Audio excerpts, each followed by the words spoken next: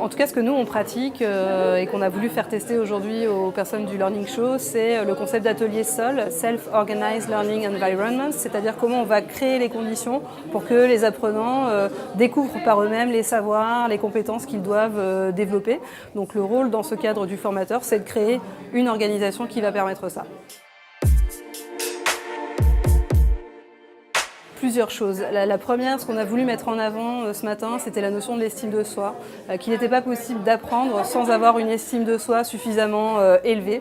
Et puis après, on crée les conditions et l'énergie dans le groupe pour qu'il puisse produire par lui-même ses connaissances, son savoir, et on l'amène à produire un livrable qu'il va ensuite présenter aux autres. Et c'est la présentation de ces différents livrables, en l'occurrence en dessin, donc qui amène un côté décalé par rapport à la formation traditionnelle, qui va permettre à chacun d'apprendre à la fois à l'intérieur de son groupe, mais aussi des autres sous-groupes.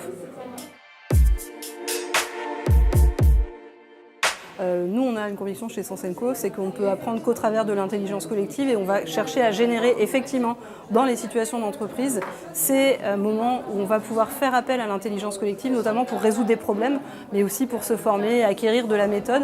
Et en fait, je vais apprendre à la fois en donnant et en recevant des autres.